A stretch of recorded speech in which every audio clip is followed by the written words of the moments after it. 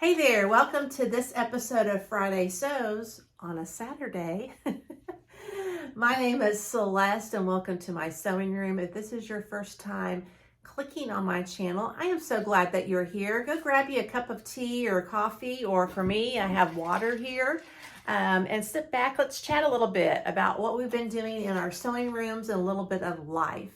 I have been working on, if you've watched me, Butterick 6377. I've been working on View C. What I'm doing for the year of 2024 is I'm trying to use the fabric in my stash and avoid purchasing any new fabric. So this fabric actually came from my mother's stash, and she's had it for several decades. How many decades? I don't know. But it's old. So I thought this would be a good kind of a muslin piece to really test out this pattern, see if I actually like it. Actually, it's from two different fabrics. So we have the navy blue here, and then the second fabric had the stripe where it had the white, the navy blue, and then the multi-striped here for the sleeve. I took this striped print and made it into the neckline to kind of give it a little bit of contrasting color. I wasn't sure if I would like all blue up here, so I was really excited about how it was coming together.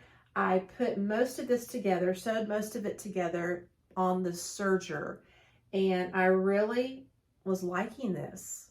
I was thinking I could really wear this and really enjoy it. So one of the things that I have been doing with my collars is I don't like how they flip up after I wash and dry them. So I thought if I kind of sew them down, that maybe that would help.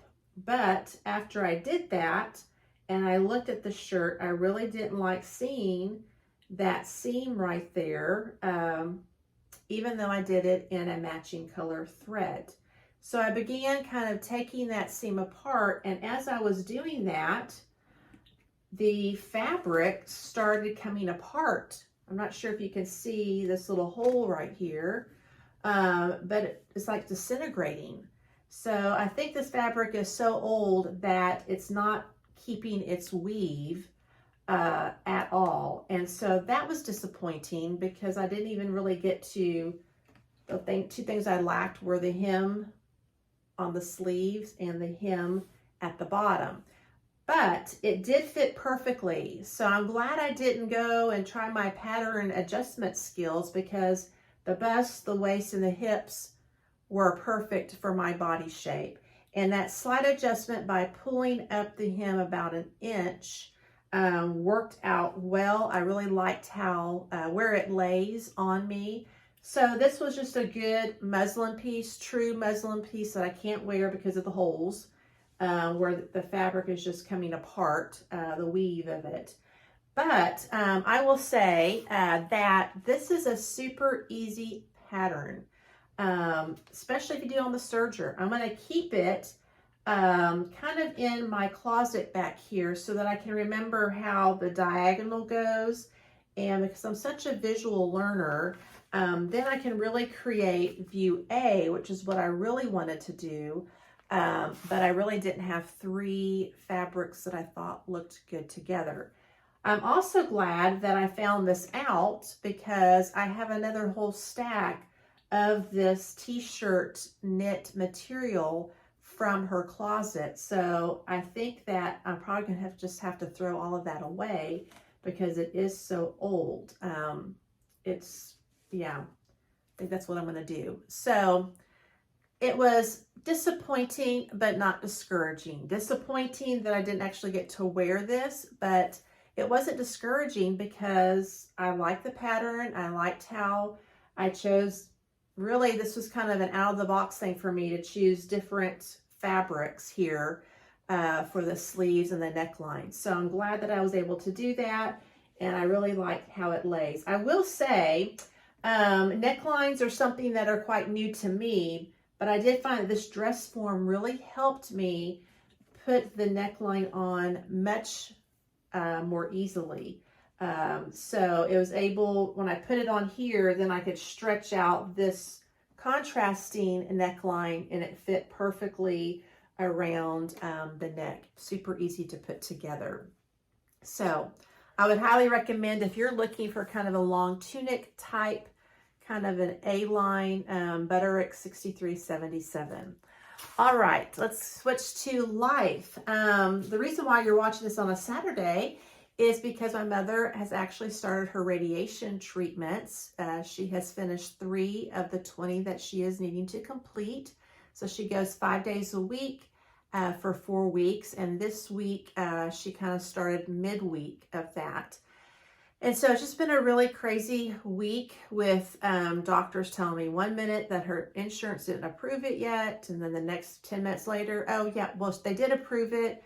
Come on in. And then 10 minutes later, I mean, literally 10 minutes later, now the doctor hasn't completed the plan. So it's been a lot of chasing down and trying to find out what's really going on so that her care could start with the radiation. And so if you don't know, my mother has bladder cancer, and so they are doing radiation treatment for her. So far, she's tolerating it very, very well.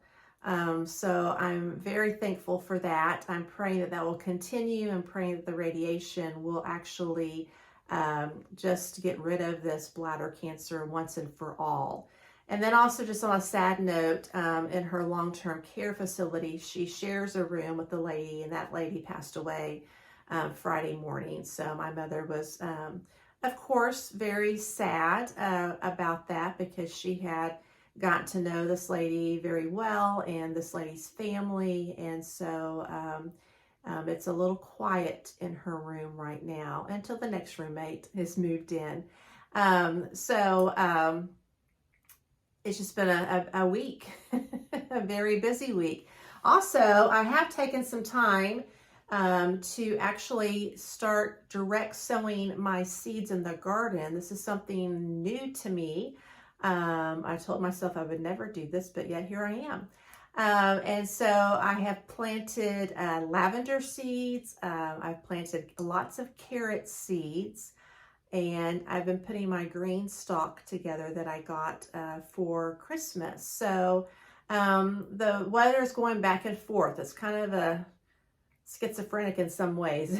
One day it's really warm and the next day it's super cold. So I'm looking forward to spring and getting out my garden, and hopefully my seeds will actually germinate and produce the crops that I'm hoping to. So that's been a lot of fun to get out and do some of that.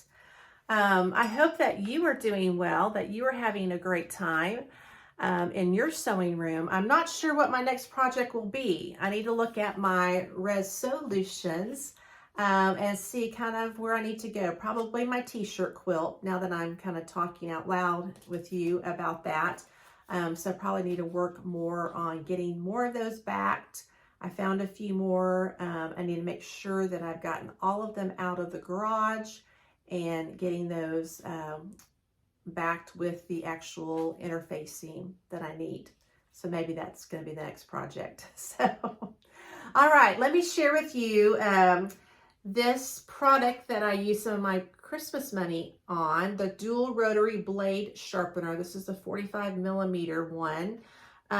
It comes like this, so it's really kind of 3 parts. You have the circular here, and then this piece here comes apart, and you actually put the blade in between these right here. So what I am doing is I am going to link a video in the description box of me actually using this on this kind of fabric.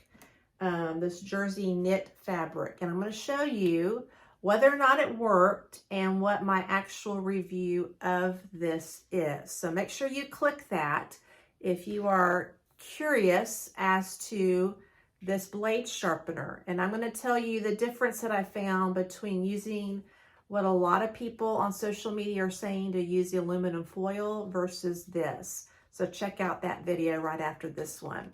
Thank you so much for stopping by and drinking your tea or coffee or water with me as we've chatted a little bit about life and sewing. Comment below, let me know what you were working on, or a suggestion that you would give me about this neckline. How would you have tacked it down so it doesn't flop up and having to constantly iron it? Please comment below, because necklines are new to me and I need to learn from you. I hope you're doing well. Thank you so much. And if you're new, please consider subscribing and clicking that notification bell so that you can keep updated on my next project. Have a great day, my friend, and happy sewing.